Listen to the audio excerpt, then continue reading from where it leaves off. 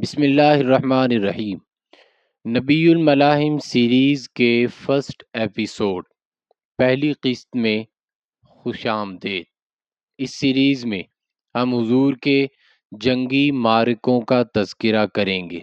حضور جب مکہ سے ہجرت فرما کے مدینہ طیبہ تشریف لے آئے تو مدینہ آنے کے بعد حضور نے 74 جنگوں کا اہتمام فرمایا، جن میں سے 27 جنگوں میں حضور نے شرکت فرمائی اور 47 جنگوں میں حضور نے شرکت نہ فرمائی۔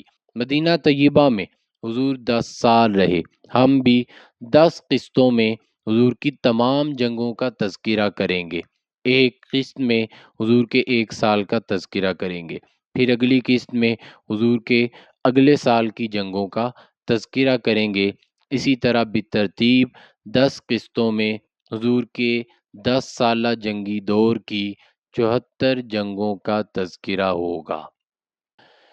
آج کی پہلی قسط میں، پہلے ایپیسوڈ میں ہم 3 باتیں آپ کے سامنے رکھیں گے۔ پہلی بات یہ کہ حضور نے پہلی ہجری میں ہجرت کے پہلے سال کتنی جنگوں کا اہتمام کیا، ہجرت کے پہلے سال کتنی جنگیں لڑی گئیں۔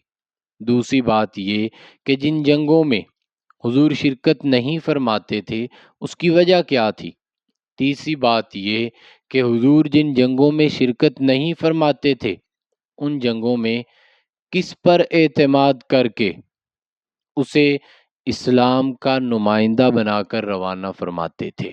پہلی بات یہ کہ حضور نے پہلے سال کتنی جنگوں کا اہتمام فرمایا، یا اسے آسان بنا کر یوں سمجھیے کہ پہلے سال، ہجرت کے پہلے سال کتنی جنگیں لڑی گئیں، تو اس کا جواب ہے 3 جنگیں۔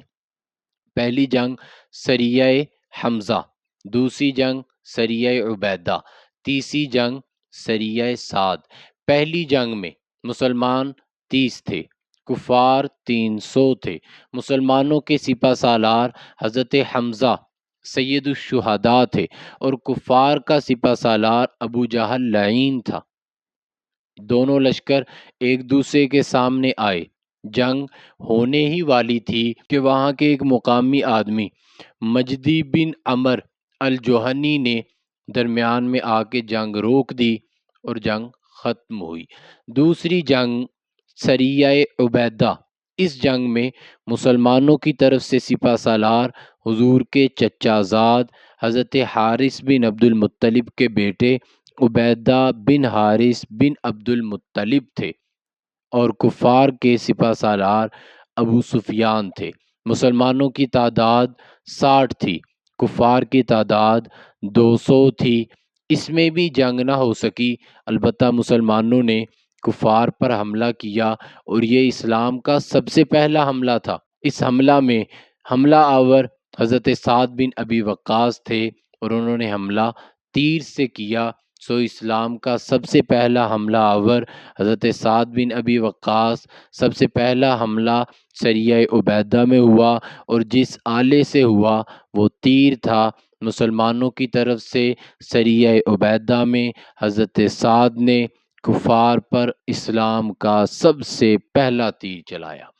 تیسری جنگ سریہ سعد بن ابی وقاص، اس میں مسلمانوں کی تعداد 20 تھی، کفار کی تعداد معلوم نہ ہو سکی۔ اس کی وجہ یہ تھی کہ حضور نے 20 آدمیوں کا دستہ روانہ فرمایا کہ جاؤ کفار کے تجارتی قافلے پر حملہ کرو، لیکن مسلمانوں کے جانے سے پہلے ہی وہ قافلہ وہاں سے روانہ ہو چکا تھا اور مسلمان واپس لوٹ آئے۔ یہ پہلے سال کی 3 جنگیں تھیں۔ دوسری بات کہ جن جنگوں میں حضور نے شرکت نہیں فرمائی ان جنگوں میں شرکت نہ کرنے کی وجہ کیا تھی، تو مسلم شریف میں خود حضور کا فرمان ہے کہ اگر میں مسلمانوں پر مشقت نہ سمجھتا تو ہمیشہ اللہ کے راستے میں جہاد ہی کرتا رہتا۔ حضور کا محبوب ترین عمل جہاد اور محبوب ترین خواہش شہادت تھی۔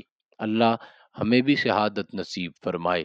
فرمایا کہ اگر میں ہر جنگ میں شرکت کروں تو تم میں سے کوئی بھی پیچھے نہ رہے اور تم مشقت میں پڑ جاؤ گے۔ اگر حضور ہر جنگ میں شرکت فرماتے تو آج امت پر فرض ہوتا کہ جہاں بھی طبلِ جنگ بجتا، مسلمانوں کو للکارا جاتا، سارے کے سارے مسلمان صف بستہ ہو کر، کمر بستہ ہو کر کفار کے خلاف کھڑے ہوتے، لیکن حضور نے کسی جنگ میں شرکت فرمائی، کسی میں شرکت نہ فرمائی، کسی جنگ میں گئے، کسی میں نہ گئے۔ یہ عمل حضور کا اس بات پر دلیل ہے کہ حضور نے امت کو بتا دیا کہ میں امور دین تم میں تقسیم کر کے جا رہا ہوں۔ قرآن پڑھانے والے کا کام تعلیم ہی ہے، اور میدان میں آنے والے کا کام جہاد ہے۔ نہ وہ اس کے کام میں ٹانگ اڑائے اور نہ یہ اس کے کام میں دخل اندازی کرے۔ حضور امور دینیا کو تقسیم فرما کر چلے گئے۔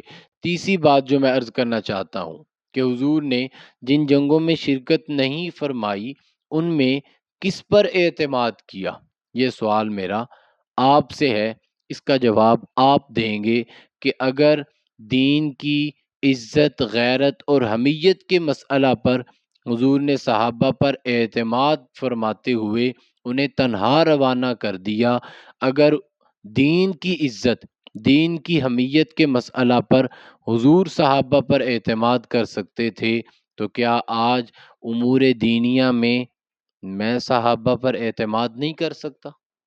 یہ جواب آپ کے ذمے ہے۔ اگلے ایپیسوڈ تک کے لیے اللہ حافظ، السلام علیکم۔